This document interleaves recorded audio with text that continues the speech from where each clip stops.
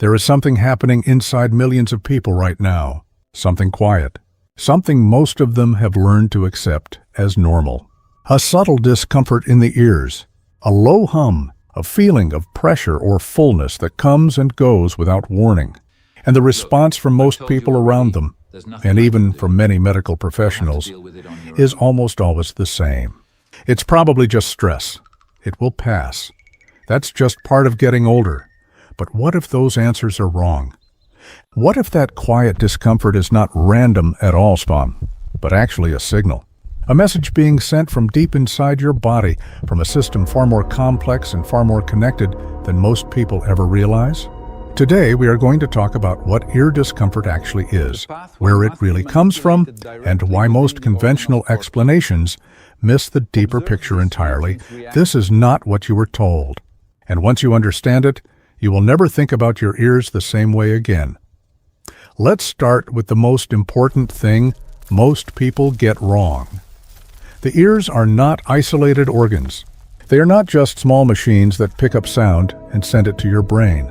They are living, highly sensitive structures that depend on a constant flow of oxygen-rich blood, on a finely tuned nervous system, on stable chemistry inside and around the inner ear fluid, and on the health of tiny hair cells that, once damaged, cannot regenerate on their own. The inner ear contains some of the most delicate biological structures in the entire human body, and those structures need to be nourished, protected, and supported at every moment.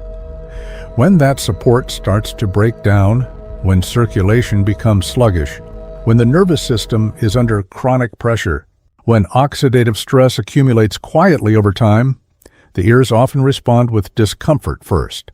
Before any other obvious sign, before any formal diagnosis, the discomfort is early language, the body's way of trying to communicate. But here's where the real problem begins. Most people either ignore the signal entirely, or they seek a fast explanation that treats the symptom in isolation. What they are rarely told is that the discomfort in their ears may be deeply connected to what is happening in their nervous system, in their brain, in their blood flow, and in the invisible accumulation of oxidative damage that has been building quietly for years. By the way, tell me in the comments where you are watching from today, and if you or someone close to you has ever experienced this kind of ongoing ear discomfort. I would genuinely like to hear your story. Now, let's go deeper, because this is where it gets truly interesting.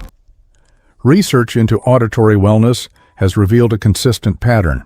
People who experience chronic ear discomfort frequently also report other connected symptoms: difficulty concentrating, a sense of mental fog, heightened sensitivity to sounds, mild anxiety, difficulty sleeping, or a feeling of being mentally overstimulated even in quiet environments. That is not a coincidence. The auditory nerve is part of a vast and intricate communication network between the ear and the brain.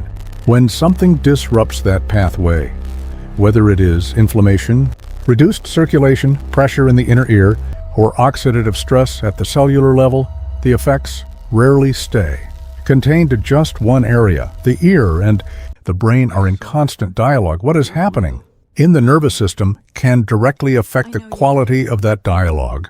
Chronic stress, for example, triggers the release of compounds that constrict blood vessels, including the small vessels that feed the inner ear.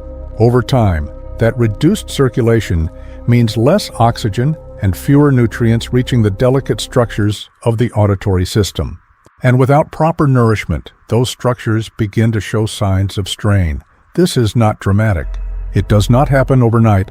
It is slow, it is quiet, and it is exactly why so many people are caught off guard by what begins as minor discomfort and gradually becomes something harder to ignore. What most people do not realize is that supporting ear health is not just about the ear. It is about supporting the entire ecosystem that the ear depends on: the blood flow, the nerves, the protective cellular environment, and the brain systems that process what the ear receives. This is why more and more people focused on healthy aging are looking beyond simple eardrops or temporary noise-canceling strategies. They are looking for something that supports the system as a whole, and that is exactly the philosophy behind a growing category of natural wellness formulas designed to support hearing clarity, auditory wellness, cognitive focus, and nervous system health simultaneously. If you have been experiencing ear discomfort, brain fog, or that low-level background noise that never quite goes away, it may be worth exploring whether your body's deeper support systems need attention. Near the end of this video, I mentioned a specific natural support option that many people in this community have been exploring. You will find the link in the pinned first comment below this video. It is not a cure. It is not a guarantee. It is a support-oriented formula developed with the ear-brain nervous system connection in mind. Worth reading about. Worth considering. Now, here's what you should take away from everything we covered today. Ear discomfort is not just a local problem. It is a systemic signal. It is the body saying that something in its deeper architecture needs attention. Ignoring it, or simply waiting for it to pass, means missing the window when that support can make the most meaningful difference. The connection between your ears, your brain, and your nervous system is not a theory. It is biology, it is real, and it is something you deserve to understand fully. You are not too old to pay attention to this. You are not overreacting. The discomfort you feel is not just stress, and it is not just aging. It is a message. And messages deserve to be heard. If this video gave you a new way of thinking about your ear health, share it with someone who needs it. They may not even know they need it yet. Stay curious.